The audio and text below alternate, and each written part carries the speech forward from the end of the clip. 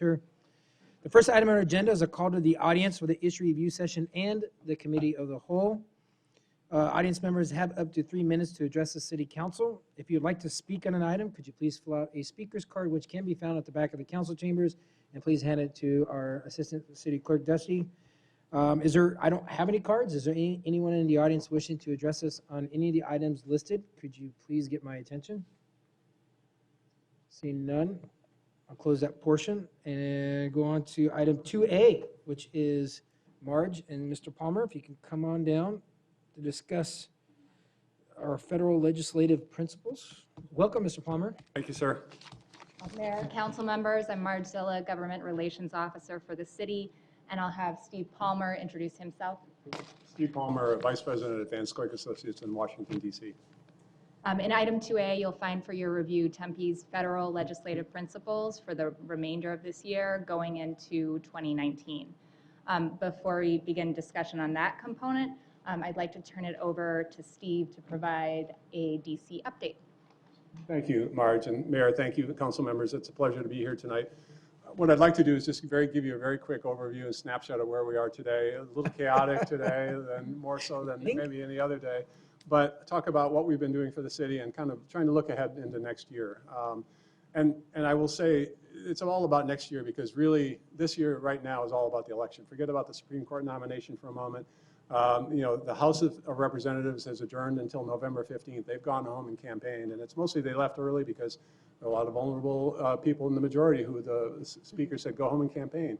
Conversely, in the Senate, it's all political, because in the Senate majority leader said we're going to stay in session through much of October because there are a lot of vulnerable Democrats, and keeping them in Washington may be better for the majority. So it's an interesting juxtaposition, but as they work through the Supreme Court nomination, that's certainly distracted from a lot of other things.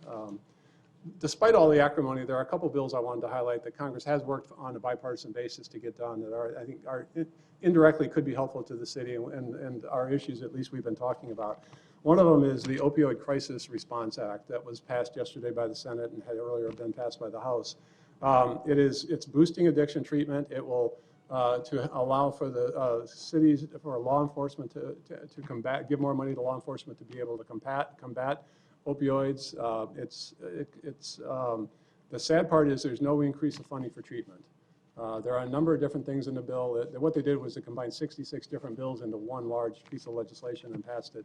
But I think there's going to be, it's the kind of thing where we have yet to determine exactly how far and how much it will help the city and how much money will ultimately be available. If I had to say today, there's not a lot. The second bill is an yes, yeah, please. And I know one of the things when I was there, and I appreciate having the opportunity to meet you when we were in DC, but one of the things that when we were actually lobbying and talking about this particular bill was the ability for cities to directly be able to access some of those funds. Was that incorporated at all in that? Because that was a big deal of, some of the states were holding the money and it was really never trickling down to where things on the ground were actually happening. There is going to be there are programs that are authorized for cities to be able to access, but the money is not there today. It has to be appropriated in follow-on years. So it's something that's a never-ending process. It can't say there's guaranteed funding, but it's something that at least it opens the door for us to be able to help lobby for in the future. And I think anything that we can do whenever there's new bills or things that are in process, if there's things that we can do to advocate to make sure that there is at least accessibility to local cities is really important. And not just in the city of Tempe, but I think across the country is one of the biggest concerns that's going on right now. Yes, no, thank you. I agree. A second bill I just want to highlight very quickly. One aspect of it is the FAA reauthorization bill. It's a 5-year bill that does a lot to support airport development, not of interest to the city, but one of the sets of issues that was included was there's an attempt to address noise that's created by the next-gen implementation by the FAA. So knowing that flight paths have been concentrated and the FAA has not done a very good job, we helped a number of other communities to put in provisions in the bill that force the FAA to do a better job of community engagement. They have an ombudsman they're going to appoint for the region so that cities have a place that they can turn to. They don't have to guess who they can talk to. There are some technical things too, like when the FAA changes a departure of aircraft and it's below 6,000 feet, they have to actually engage the community and find out what does that really mean? How's that going to affect you? So there are some real issues there, and there are some studies, but those are long-term solutions, not necessarily going to help. immediately. And then every year they have to finish the appropriations bills. Normally I'd be standing here and saying they don't have any of them completed yet. They're going to do them all after the lame duck in the lame duck post-election session. The president has signed 5 of the 12 into law. Some of the big ones that affect the city are not yet done. Transportation, housing, those kinds of funding bills are still yet to be determined. There is a continuing resolution to December 7th. And the only reason I bring that up is, and there's every anticipation they're going to be able to finish all the bills except for one issue, and that is over the funding for the southern border wall. And yet to be determined whether or not there's going to be a fight between the president and the Congress and how much money that they will get for that. And again, I probably would tell you the outcome is going to be determined by what happens with the election. Yet to be determined on that.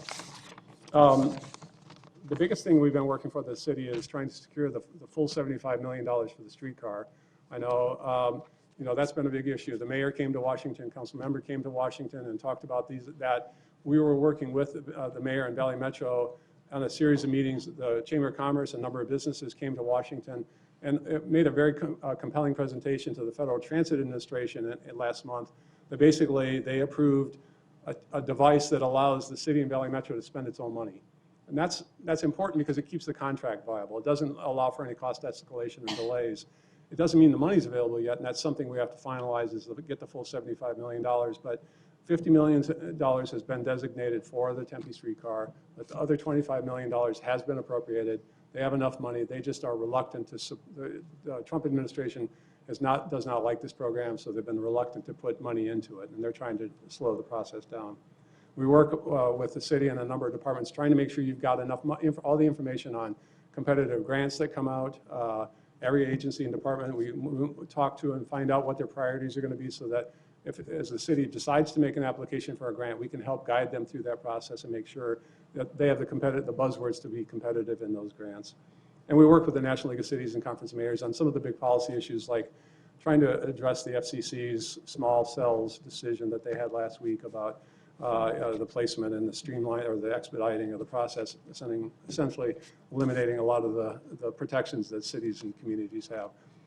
We're trying to make sure that legislation doesn't pass so that ultimately if there's a new administration, they could come back and just address that in a future administration. Looking ahead to next year, regardless of who takes control of the Congress, the one issue that everyone seems to be talking about is infrastructure. The Democrats have said in the House if they take control, it's going to be their #1 priority, that and jobs. When the economy is at full employment right now, I don't know how that exactly will happen. But the issue is really for them, or no matter who's in charge, is how to pay for it. The effort to try to raise a gas tax or come up with other dedicated funding sources is obviously a political challenge. So to be determined how that's going to happen. There are a number of other authorization bills that will come up. Healthcare will continue to be an issue. But I'm happy to turn it back to you and answer any questions because that's probably more meaningful for you. And I want to really thank Steve for him and his firm. They were really instrumental in helping us with Valley Metro. We had the Chamber of Commerce from Tempe come, and we had all these meetings set up with leadership, with the acting administrator for the FAA to really help secure that funding. And I've never seen it turn around as quick as we did.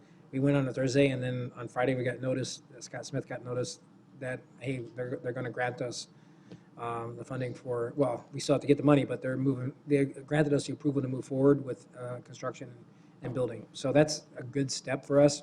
And as Steve mentioned, keeping the contract in price, because if it would have been delayed, the prices that were submitted to us would have been null and voided after a certain in November, which is crucial because the prices of everything is going up. And we're lucky, why we have the steel tracks on our street now is we saved a lot of money before the tariffs went in. So we were very lucky. Everything has aligned so far, and I can't thank you enough.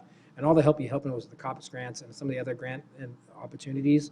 And also, when we met this morning, we also talked about how we could partner more with Arizona State University on some of the funding that we're looking at, from environmental to infrastructure and the like. So it's really, really important that we work together, even with our school districts, because I've met with some of our superintendents and some of the administrators in our school districts. They don't have full-time libraries. So whatever we can do to help, because they're all part of our community, and I really appreciate Steve and his leadership, and he's been great to work with. So thank you, Steve. Thank you.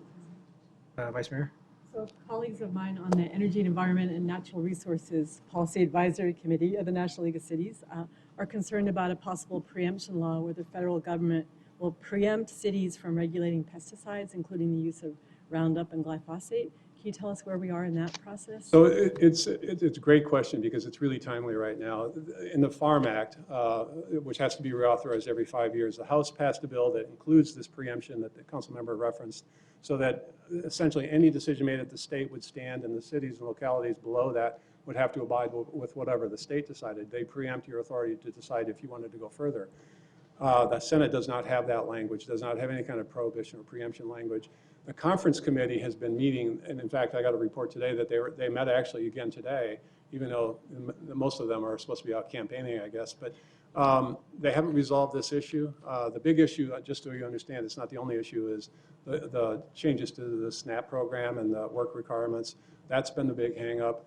I think if that doesn't get resolved, and this is my crystal ball, I may be totally wrong, but if that doesn't get resolved in favor of the House Republicans and impose those new work requirements, the pesticide preemption issue is one where Chairman Conaway from Texas and the House side is really pushing hard to keep in the bill.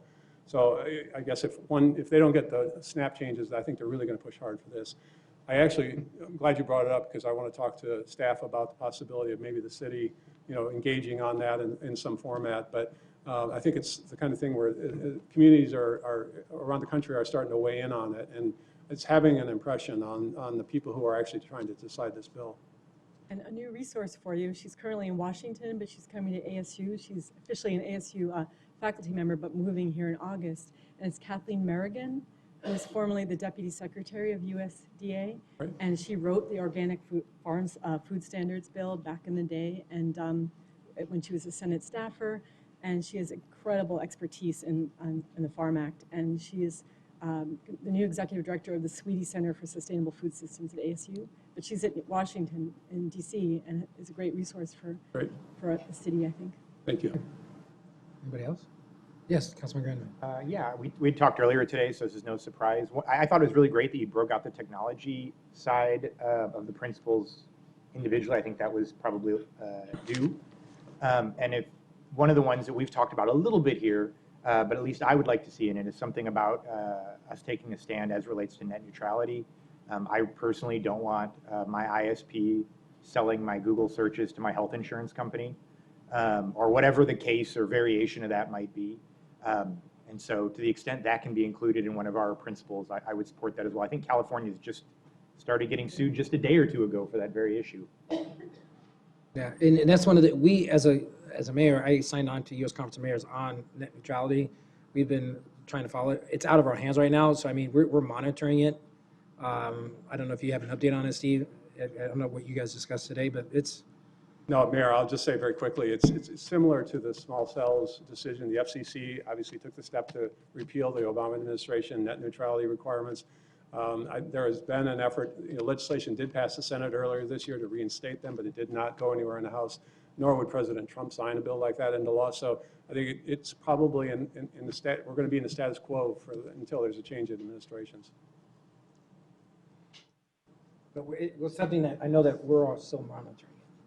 Sure, I think the thing that I like about the principles document is it allows, when opportunities come up, it allows our lobbyists to make decisions without having to come back and consult with us. So the idea that it would be in there, not that it would happen this week, but if the opportunities came up to advocate for people being able to do things without it being sold, I think that would be a good principle, although it might not come up at all this year. But if it does, I'd certainly like to have them know that it's okay to advocate on our behalf for that. Okay. With that. Yeah. Just Yes, one- Robin? Just one thing, I think being back, and I think all of us that are really involved in the National League of Cities, one of the biggest issues that's coming up is, and I think we're hearing it everywhere across country, is affordable housing.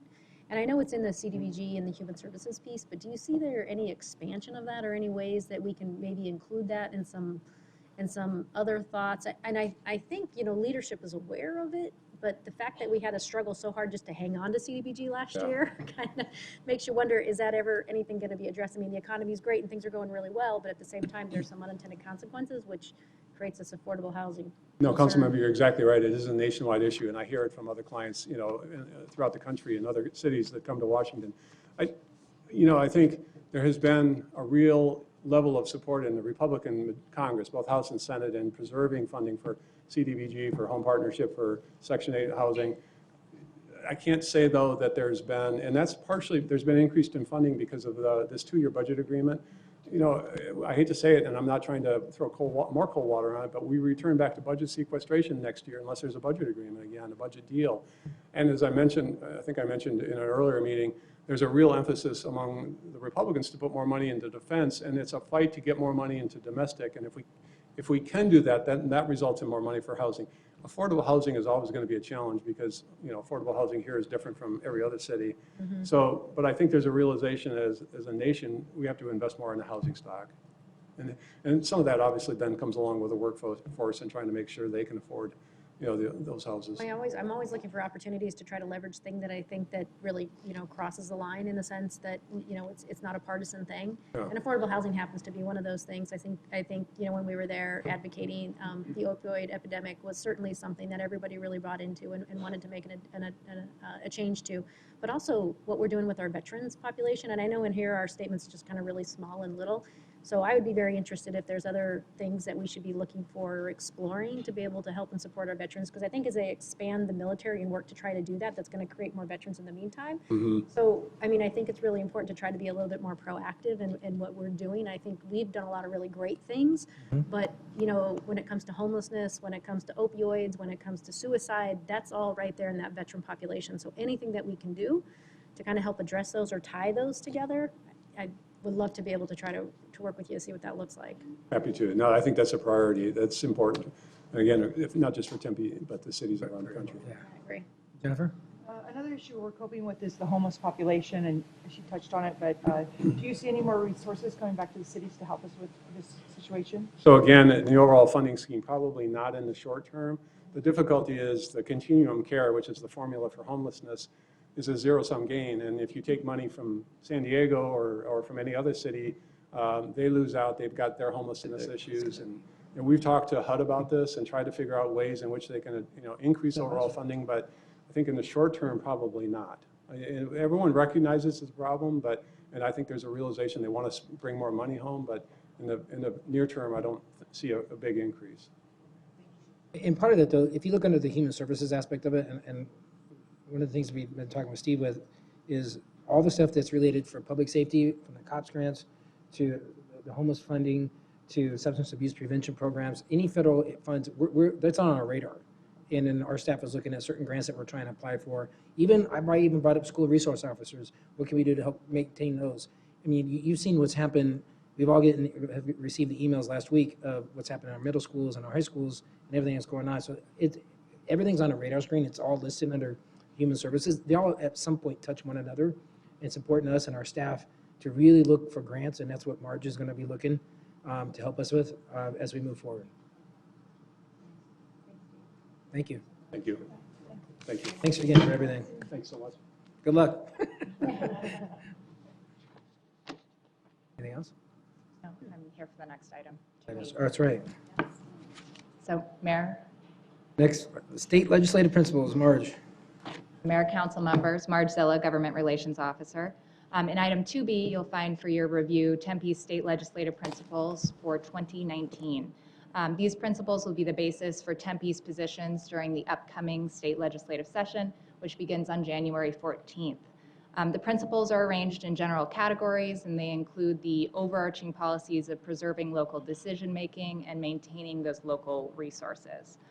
Those are followed by bullets that address more specific topics. Those include thoughtful analysis of any taxation proposals that come up during the session, supporting municipal economic development resources, addressing highway user revenue fund levels, integrating the municipal perspective into water management decisions, and considering support for issues that would benefit our partners. And those could include other municipalities or other entities. I'd like to point out that, as it states in the memo, staff will be continually seeking direction from the council throughout the session and updating council on the progress of legislation that could impact Tempe. And after that attachment, you'll find the League of Arizona Cities and Towns, their municipal policy statement for next legislative session, just for your reference. And Tempe staff will continue to coordinate and work with the League on policy issues as those topics move forward. and I'm available for any questions. Yes, Lauren. So every year you host a great event, Neighborhood Day at the legislature, and we get a dozen or maybe even 20 or so residents who come to the legislature to meet all the legislators and to learn about how to become involved and express your opinions at the legislature. It's a very valuable thing, but it's not as close to home as I think we might consider. I want to propose that in December, this is after the elections, that we have an event in Tempe, some kind of public forum. And it's sort of similar to what we did, I think, in April 2016 after a State of the Neighborhoods Day. Tony Canny and Kristen Gwynn, I think, and you did a session about the legislature and how you could fill out a form to request to speak so you could express your opinion online. It's not an easy process, but it was a process that you can make more understandable. So I want to propose we do some kind of forum in December where we could invite our newly elected state legislators and then do a sort of PowerPoint about how to sign up for a request to speak, because I've spoken to some of the potential state legislators, incumbents who may or may not be reelected, who are more than willing to have their staff sign our residents up for a request to speak, because currently you have to physically go down there and sign up in order to be able to do that process. I just think it'd be valuable before the session starts for our residents to learn about our state priorities, legislative priorities, to learn about how they can speak out and to meet their legislators in one place. And I was Everybody good with hoping that? we would do some- I mean, we also have given this information, we have a cheat sheet that we send out to all the neighborhood chairs that Marge does this right now. We do that. So that our they know with upcoming session, and then as the session goes on, we keep informed. Since I was the past president of the league, one of the things that I thought was really, really important is that we made sure that we communicated with our neighborhood groups on legislation that is going to affect them. And we've been very fortunate because we've had some great activism from those email blasts that we've done with our state legislators. So if we could try to coordinate, it's a busy time of year, I understand, but also it doesn't mean that we should not send out those emails on how to contact your legislator and what the process is. And you cannot do it from, you actually physically have to go down to the Capitol and register. You can't do it from your laptop or your computer at home. Someone can do it for you, and that's what our legislators are offering to do for residents. You can. I think you have to be down there, but I think that there's some things, I don't know 100% on that, but we can find out, and we could try to find a date. Okay? Thank you. Great. All right. Next, City Hall renovation project timeline. Marilyn.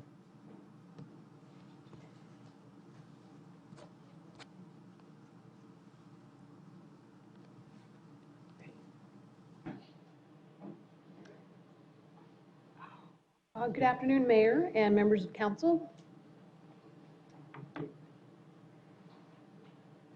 I'm Marilyn DeRosa. I'm the city engineer in the Public Works Department. I'd like to take a few minutes to review with you the Municipal Complex Modernization Plan and the timeline for the council chambers remodel.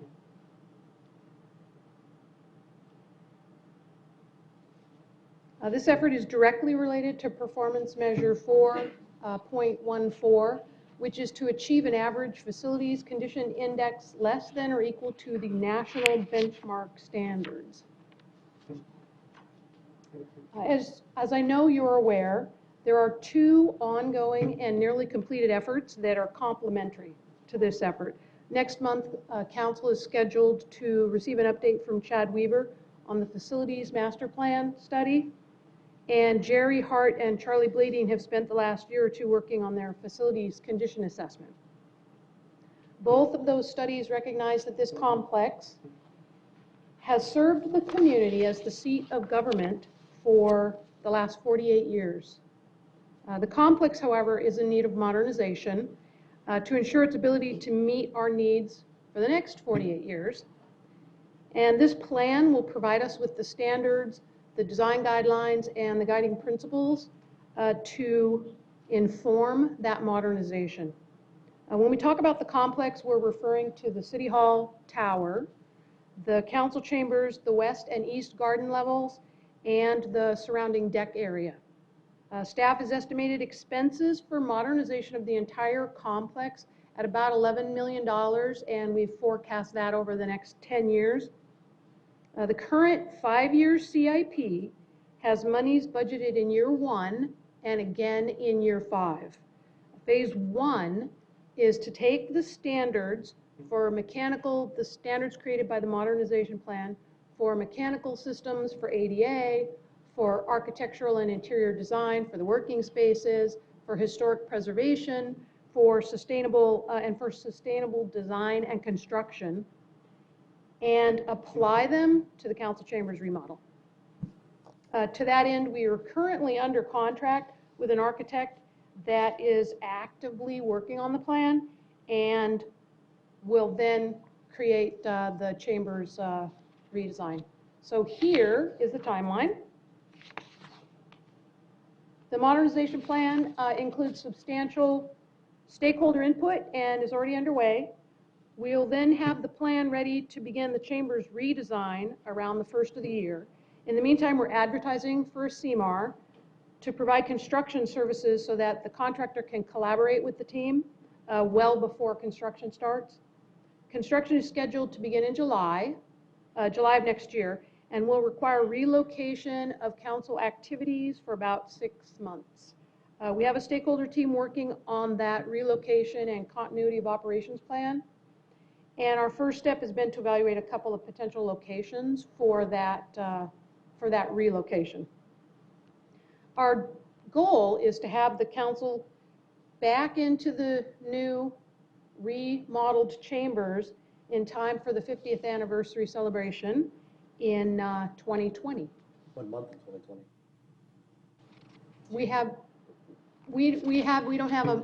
We're going to be done before January of 2020, and then Heard it, this is recorded. this is being recorded. And then I imagine that Andrew has a team working on what that celebration will look like in the year 2020. There'll be cake. We are going to be Did addressing you just that say it'll be ADA cake? issue. Oh, there will be cake. Okay, that makes, I was like, wow. Getting spunky, Andrew. And just, Heart-shaped cake. they are going to be addressing the ADA issues too. Yeah. I guess, absolutely. So does anyone have any questions? No. So that, And when we talked about the ADA piece, are we incorporating our commission, our disabilities commission? oh, in that? yes, I we think are, that would actually. be- We are. I just wanted to make sure. Yeah, Mayor, members of council, in the memo, I identified the commissions that we plan to Right here, black and white. receive input from. And this, nobody here can see it. It's the background It's all material. online. Please. So there's more. Thank you for saying it for the public to hear. Marilyn, thank you. You're welcome. Councilman Granville. So I know one of the things that's come up from time to time is we've sort of retrofitted the council chambers for council members to call in, and that's caused some difficulties just from a technical standpoint. Will part of this doing also be engineering it so that they don't have to turn down our mics to hear their mic, and you have all the shifts and the feedback and issues?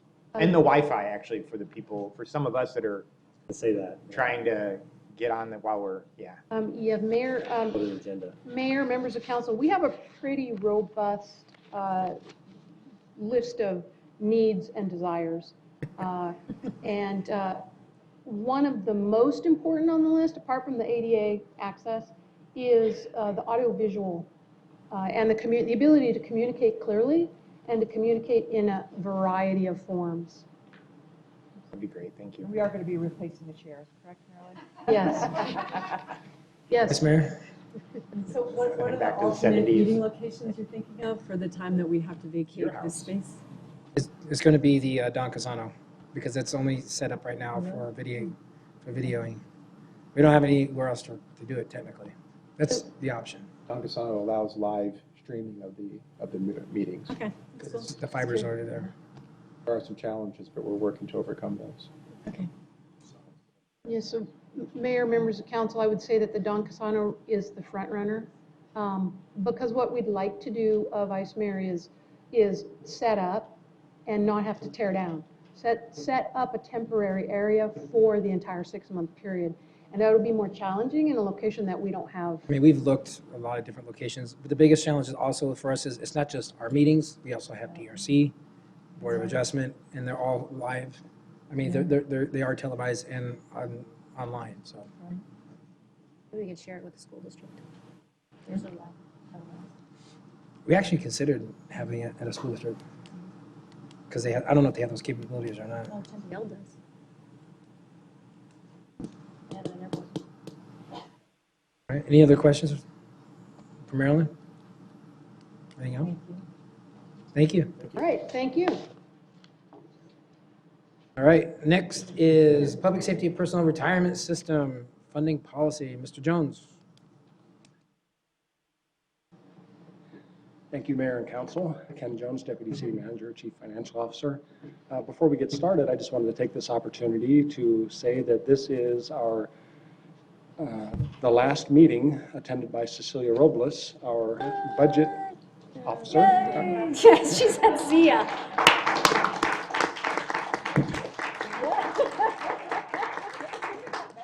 She's quitting. She's a little bit excited She's there. quitting after only 34 years. You're walking out the door right now, mid-meeting. So thank you for recognizing Cecilia. So today we are going to talk about the Public Safety Personnel Retirement System and our planning process for that. This relates directly to your performance measure 5.04, which is our bond credit rating. The bond rating agencies have been keenly attuned to everybody's PSPRS obligations for quite a while, and they bring it up in every annual discussion we have with them. And this will, directly impact that. To date, the bond rating agencies have been very happy with the way we have indicated that we would have sufficient funding to fully fund this, so we haven't had that issue negatively impact our ratings. With that being said, can you reiterate for everyone to hear the awards that we received based on the reports that our staff has done with the leadership of Cecilia? We're like a model when it comes to our budgets. If you could just elaborate on that a little bit. Well, the Government Finance Officers Association provides the Distinguished Budget Award every year to those cities who have the best budgets in all of North America, United States, Canada, and Mexico. And we have received that for the entire time that Cecilia, the entire 34 years that Cecilia has been with the city and working in the budget office. While some cities have grand celebrations for the first time that they achieve that, we've kind of taken it for granted. But thank you, Mayor. It's definitely worth mentioning. Thank you.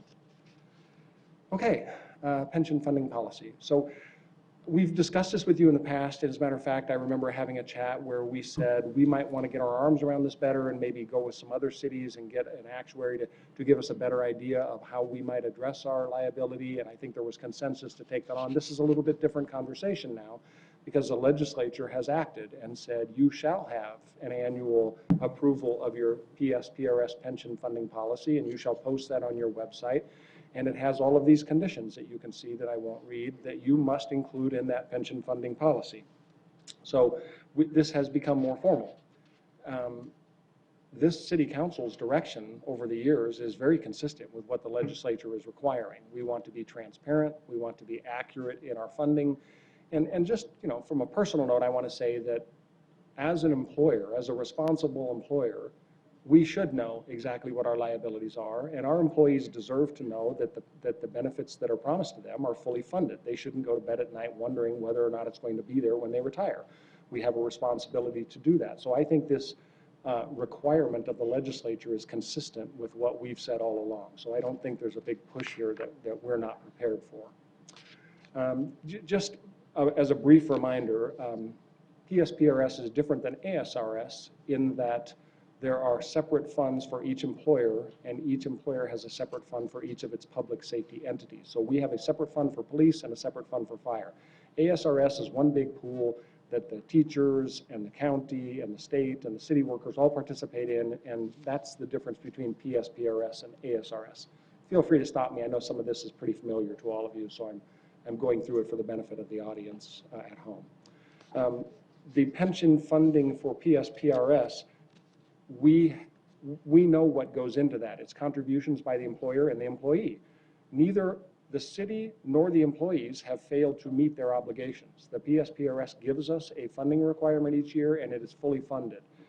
Unfortunately, the funding requirement that they give us, we'll get into the details of this, but has not satisfied what we need and what we should have residing in that account to be able to fully fund the pensions that have been promised.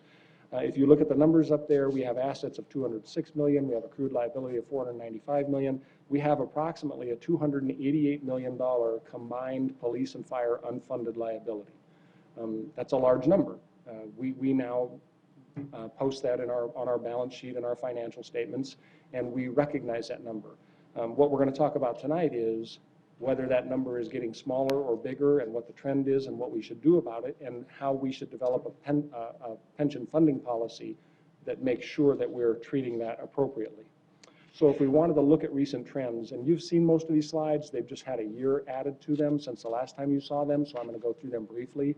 This is the trend for our unfunded liability, police in blue and fire in red. So you can see that the unfunded liability is increasing. When you look at the funded status of our accounts, it has gotten worse recently. When you look at our required contribution as a percentage of earnings, it continues to rise. If you look at the contribution in dollars, of course, that also continues to rise. And when you compare our funded status to other cities that we benchmark against for personnel purposes, you can see that we're below the average in our funded status.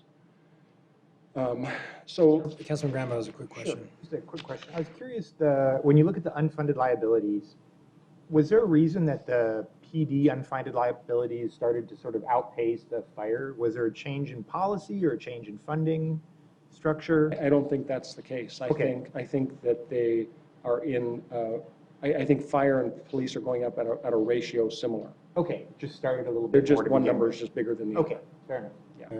Yes, Councilman Keating? Thank you, Mayor. I'm looking at slide number 5, and it looks like the last time we were fully funded, if I'm reading this correctly, the last time we were fully funded was in 2002, 2003. Can you just touch on what's changed? Why, I mean, it's funded for the first 5 years, and then now it's, kind of increasing at a pretty dramatic slope. Can you just speak to Absolutely. what's causing this? So you'll see in parentheses on this slide that we say based on actuarial assumptions. So these are based on the actuarial reports that we get from PSPRS. Some of the assumptions have changed over the years. Back in the days when we were over 100% funded, they have an assumed interest earning of 9%. So when you look at the funds sitting in the fund and you look at the benefits that have to be paid, they also assumed that those funds sitting there were going to earn 9%.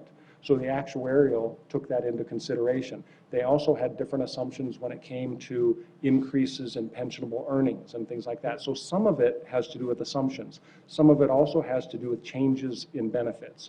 Drop came on board, which is, I went to a presentation from Jared Smout of PSPRS, and he said that was an unfunded mandate, which definitely had a negative impact on our system.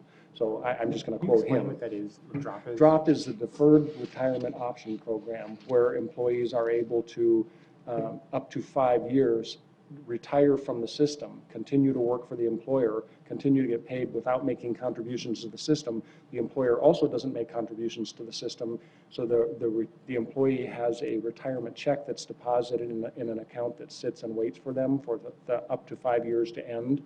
So they're being paid while they're retired. But the system, they also don't earn the same retirement, because if they had stayed in the system for 5 years, their retirement ultimately would have been larger. But it does have a slight negative impact on the system. I'm trying to mention everything that I know that has changed since then. There have also been other policy changes. So it's all of that combined. Thank you. Robin? And were there times too then when we actually didn't pay into the system for a When what? while? Then we didn't actually pay into the system? There Were was a times- time when our required contribution went to zero, because they assumed such a high interest earning that they said, city, you don't have to contribute anymore, you're 120% funded, or 110, or whatever the maximum was at that point. So that was also a case. So which leads us to, let me get, any other questions about these slides? I've heard, and I don't know if this is true, that there was also a change in policy at some point around that time where once you were retired, the amount that you got each month was adjusted for inflation. The amount changed. So initially, like I retired, let's say my retirement was $50,000 a year. It goes up by 3% or 4% or 2%. But the way that was calculated also changed. Yes, I'm going to miss the numbers, but I'm going to give you the concept. The PSPRS has undergone changes recently to try to address some of these concerns. That the new employees who are hired today enter under what's called Tier 3, where the employee and employer contribute the same amount. So that has changed. The other thing that was changed is the way that cost of living adjustments were given to existing retirees. ASRS has had a policy for a long time that said there are no cost of living adjustments for retirees until the system is, and I want to say 80 to 100% funded for at least 10 consecutive years. So ASRS retirees haven't gotten a COLA for a long time. PSPRS, a portion of the contributions that were made to PSPRS went into a COLA fund, and they were distributed even when the fund was in decline. So when the fund was in decline and not doing well at all, COLAs were still being paid. Did our microphones go out? I think that's Joel. I think our, No, is this still working? Yeah, It is, still okay. like- So does that answer your question? Yeah, so that was another policy change, but those are changes to the positive that PSPRS has made.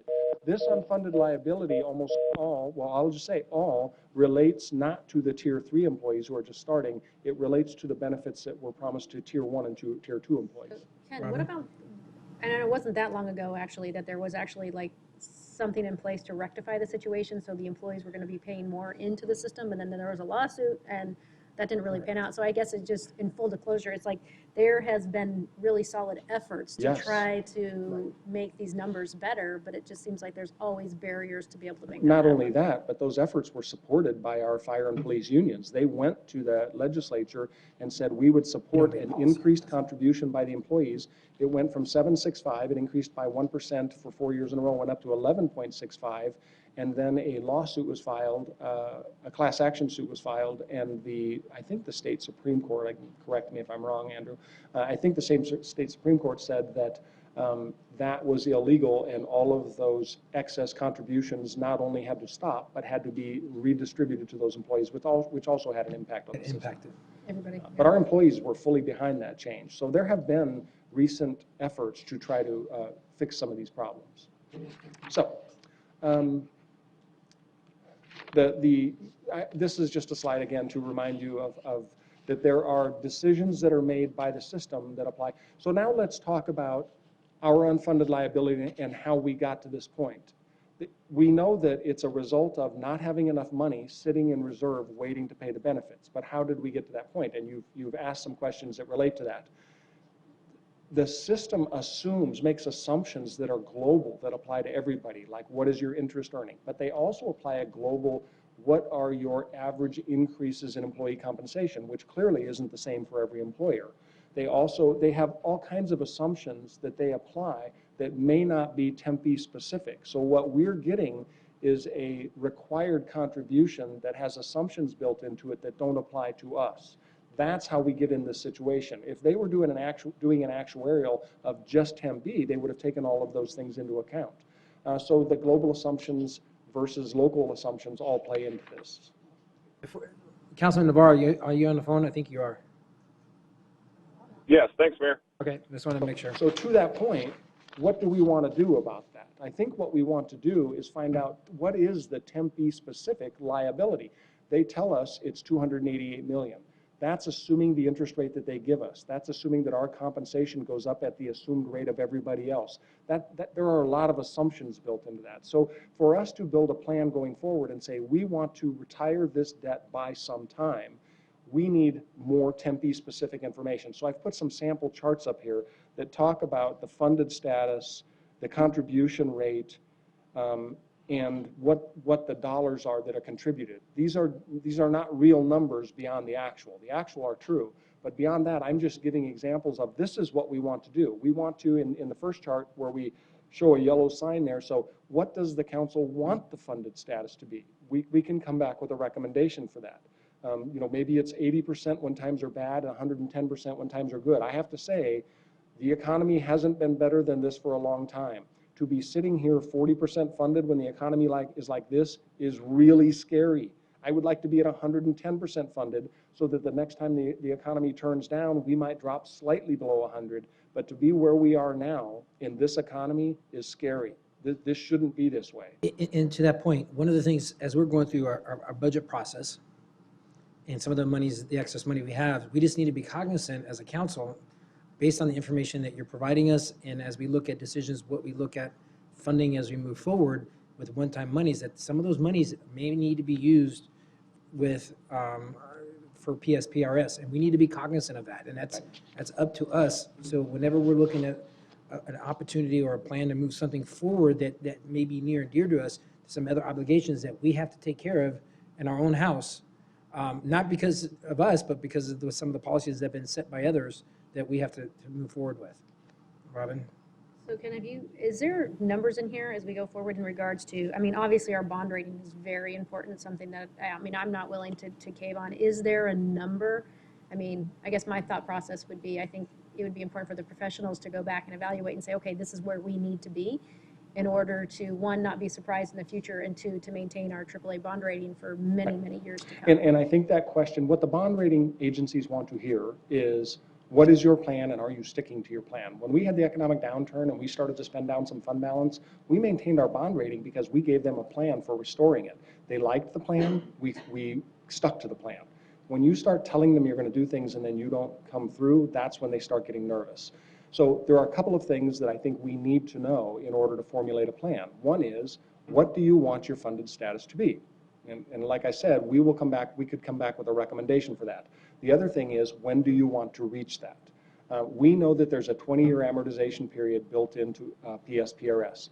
ASRS assumes a 15-year amortization period. So they have a more aggressive, let's get back to funded status, because they only have a 15-year. That PSPRS last year gave cities the option, and we mentioned this to you, that you could go to 30 years, which means it would be like extending the mortgage on your home. You'll pay less today, but over time you will end up paying more. We didn't exercise that. We have an opportunity to do that every year. So every June, we have an opportunity to say we would like to increase our amortization period to whatever. So my proposal is that I've contacted the actuary that actually does the actuary studies for PSPRS and asked them, would it be a conflict for you to come in and take our assumptions and apply it to our liabilities and tell us what it would be? So if our city council says, PSPRS assumes 7.5% interest earnings, but we know over the last 30 years, the average applied to our account has only been 6.5%. What would our contribution rate need to be if it was 6.5%, okay?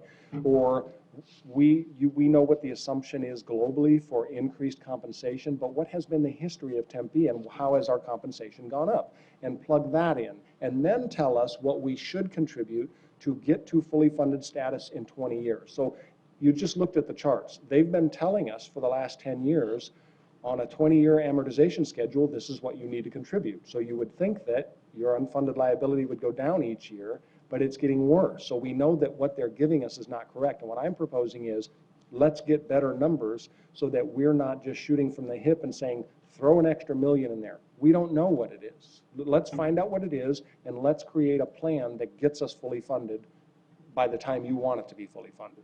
So, Yes, I see. Vice Mayor? So looking at slide 9, Tempe's PSPRS funded status compared to other cities. So obviously we share this pain with a lot of other cities, and the average is about 53% for police and about 63% for fire, and we're obviously below that. And so what is the league's approach in looking for possible state solutions? Obviously we can't go back and they've not been able to move forward on different contribution levels, but what about infusion of funds to cities and towns across the state, since there are 92 cities and towns that are affected by this, about having a statewide solution and help to help all the cities to come out of this in a per capita kind of fashion? Vice Mayor, the only discussion that has taken place along those lines involves legislation to change the system going forward. I haven't heard any discussions of the state contributing to help resolve cities' funded status. And if you think about it, if you were at the state level and your city was fully funded and my city was 50% funded, who would get the funding? No, as I mentioned, we're talking about is some sort of relief at a per capita basis or per employee, not, obviously it would be, let's fix Phoenix's problem and Snowflake gets screwed. I'm not talking about that. I'm talking about an equitable help, because we don't have the ability just to increase taxes, and the state, it's very difficult to increase taxes, but there is a solution if the state's willing to commit and has the political will to help all the cities and towns in an equitable way. There's a way to figure out an equitable way. So I can't speculate on what might happen in the future, but I can tell you that the perspective that has been given to us is you are responsible for this plan. It's clear in the plan documents that the 7 of you are the overseers of this plan, and you are responsible for fully funding it. And to the extent that it's not fully funded, it's your fault. Now, it's not because we didn't make our contributions. We can make a pretty good argument that had you asked for more 20 years ago when we were paying nothing, we would have been happy to pay, but you didn't. What they're telling us now, and this is new, by the way, that a couple years ago I went to a presentation and they said the required employee contribution should now be thought of as the minimum employer contribution, not what you should pay, but the minimum you are required to pay. And looking at your plan, if you think you're falling behind, you should pay more than that. Now, they've never said that to us before. What they said to us was, if you pay your required contribution, this is a 20-year amortization, you should be fully funded in 20 years. So the tone has changed to some extent. But, we'll do something about that. So I know this is a horrible answer to your question. I haven't heard anything about any state contribution to help the cities in this manner. Councilman Granville. This is going to show my ignorance on this topic, but I have to ask because I don't understand all of this as well as this is true.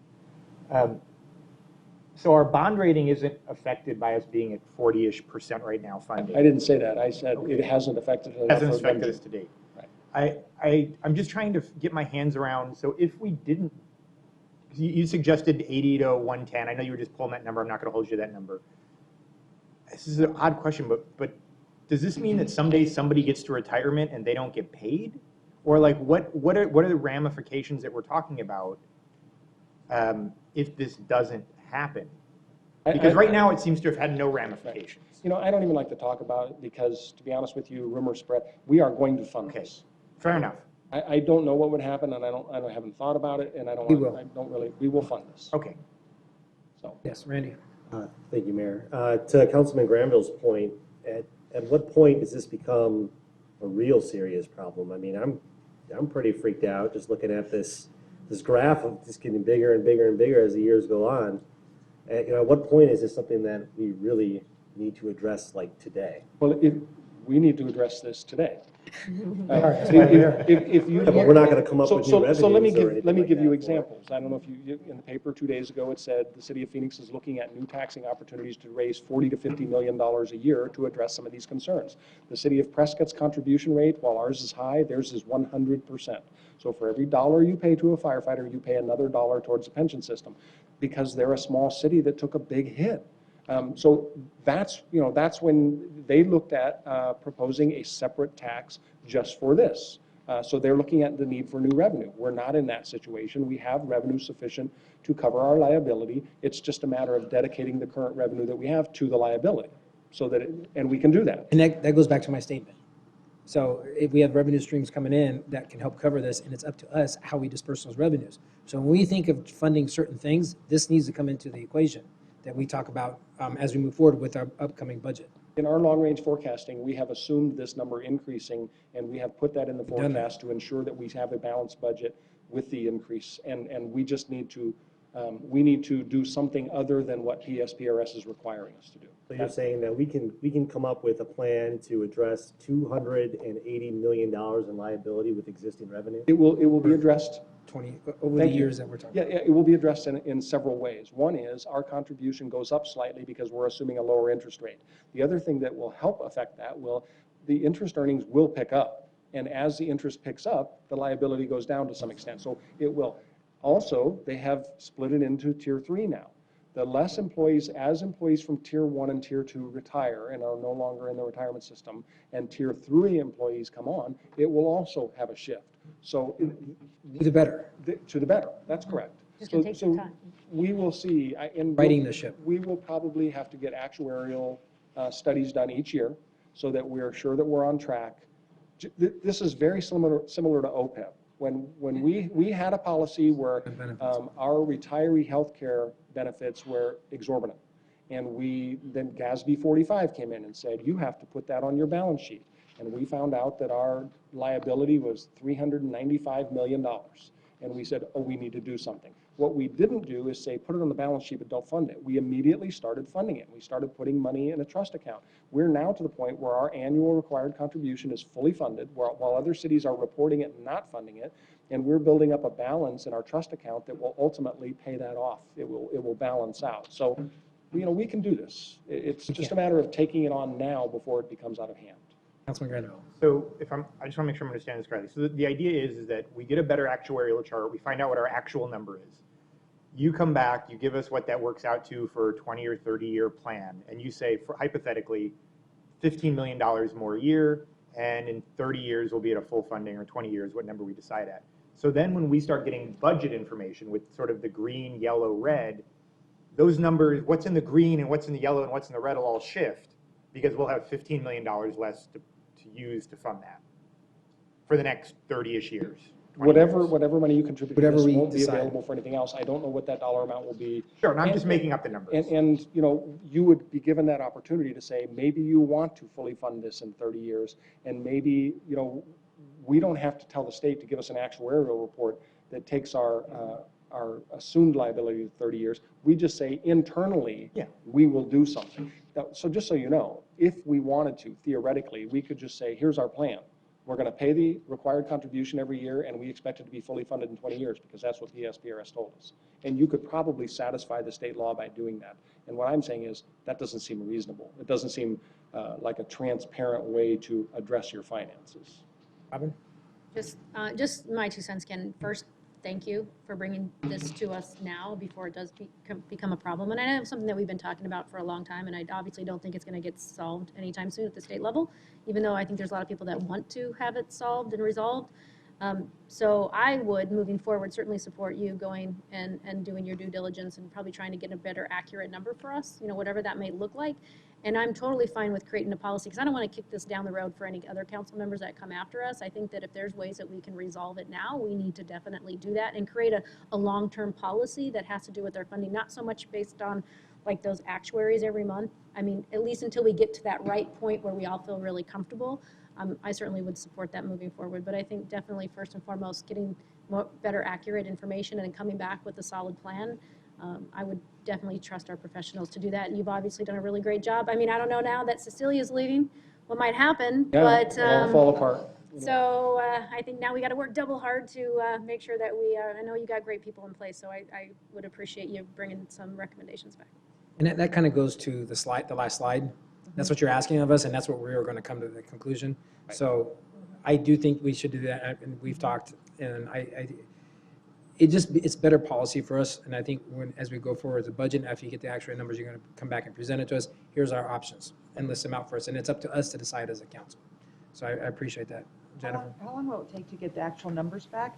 I don't know. We'll have to look at a ballpark of what the cost is and decide whether we have to go out to RFP for those services. We may be able to latch onto the state contract, which they have with this actuary. The actuary that does PSPRS would obviously have the best information and the best handle on this and probably could do it pretty quickly, but I'm just not sure what the cost is. And we can explore one more time. I know Tom Dunsing in Glendale and Jeff Nichols in Scottsdale have expressed an interest in going in with us. So we could see if there's some way to leverage some help from others. I put this slide up there only to show you why there's only a PSPRS funding policy. ASRS, the rates are under control and it's funded to a greater extent. And you don't have the ability to affect ASRS. If you said, we want our ASRS to be 100% funded, you could contribute all you want. It goes into this big pool that helps Yeah. everybody. We There's hope that nothing you goes. can do about that. So I think, I had some questions, and I think you've answered all of them. So thank you. Thank you. Thanks, Ken. Appreciate it. Thank you, Ken. All right, any future agenda items? Seeing none. Now going to the call to the audience on Committee of the Whole. There are no Committee of the Whole items listed under Section 4A and 4B this evening. I will next go to items in progress. I do know we were looking for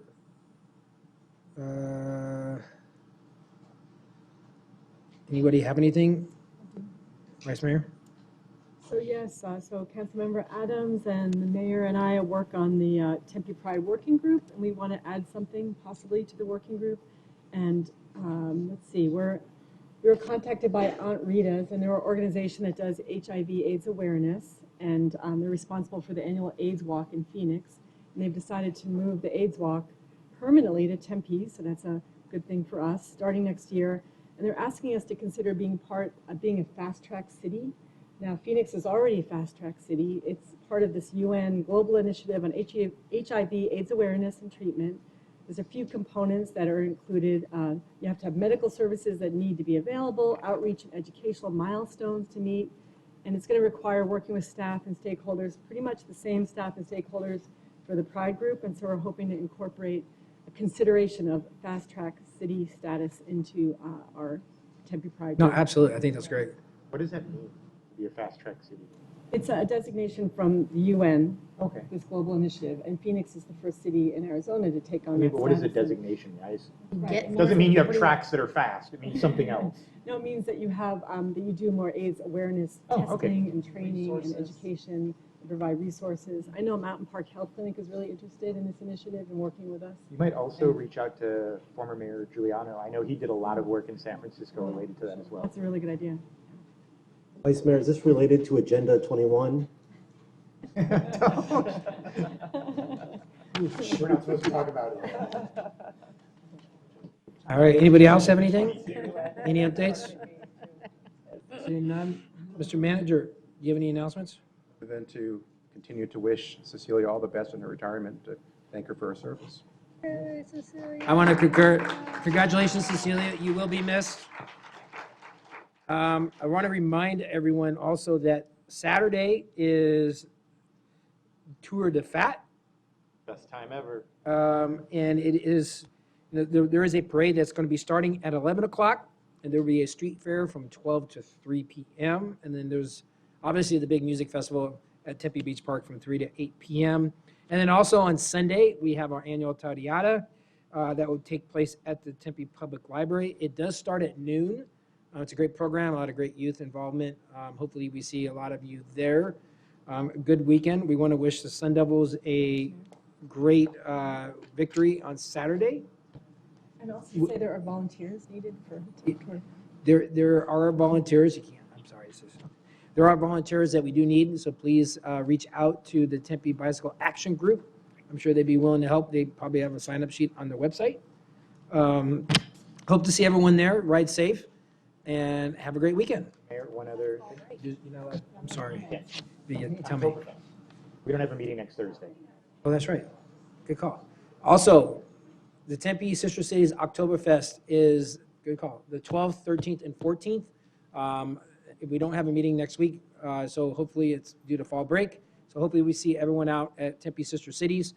And I think Councilman Grambo is chairing the wiener dog race again. Every year, 60 year in a row. All right, with that, if we don't have anything else, we are adjourned.